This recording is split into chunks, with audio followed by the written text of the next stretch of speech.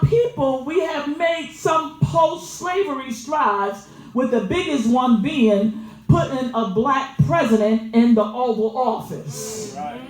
However, as a people, we are not ignorant to the fact that racism still exists. Amen. And this is why there was a need, and I believe there will always be a need for black liberation theology. Yes. Now, let me just tell you who is the founder, who came up with this concept of black liberation theology. What I learned while I was in seminary is that there's a lot of different types of theology that speaks to all different types of classes and culture of people. There's a Protestant theology. There's a Methodist theology. There's an Anglo-Saxon theology.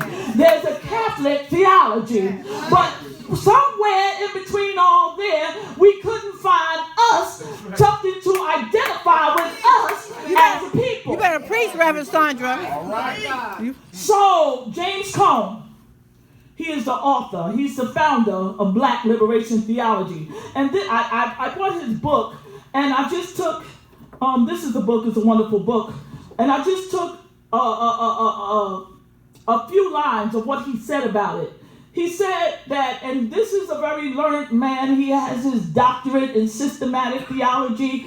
Amen. He teaches at Union Theological Seminary. It's like the Ivy League of seminaries. It is like the Harvard of seminaries. And he's a professor at Union Theological Seminary right there in Manhattan. I have had a class with him a time or two.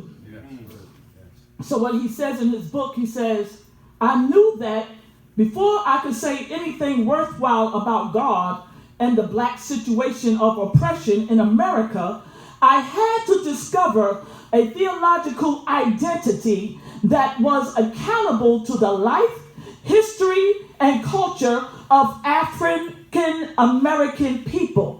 I had to find a theology that identified with the African American people, and you go in line, the African American people, stop laughing, African American people and the plight. When I say the plight, we all know the plight that we went through. We all know the reason why Martin Luther King Jr., amen, what I love about him is that he took his spiritual framework and put it on social, political structures and said, this is why you have to have equality for us. Because God so loved the world that he loved us the same way he loved you. That God created all of us equal, so we got to be just as equal as you are, because we are children of the Most High God. Yes. Amen. Amen. Jesus. God made everything beautiful. He said that we are fearfully and wonderfully and beautifully made. Amen. God said that when I made people, he said that when he was finished, he said he called it good. Yes. Amen. So how do I become not even not good?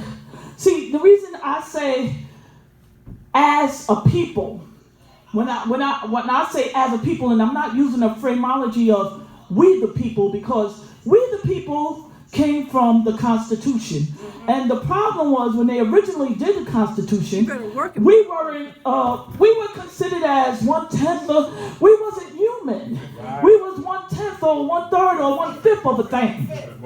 We was 1/5 of a thing. Yes. A thing.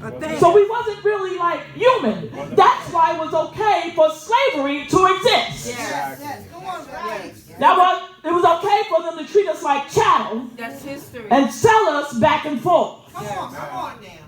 So Cone says, I had to find a theology to fit these people. And Martin Luther King says that, and even Cone says that Martin Luther King was the most prolific theologian because he used his theology, he used his Jesus to go up against those laws of an inequality towards us. And some of the laws did actually get changed because a minister, a Christian man of God, went up against society and said that this is not equal at all. Amen. Amen. Come on. Preach, Reverend. And he marched in the dogs and the water and the jail and the hangings. My dog. Because this is not equal and my Jesus won't let me sit down on this. Right.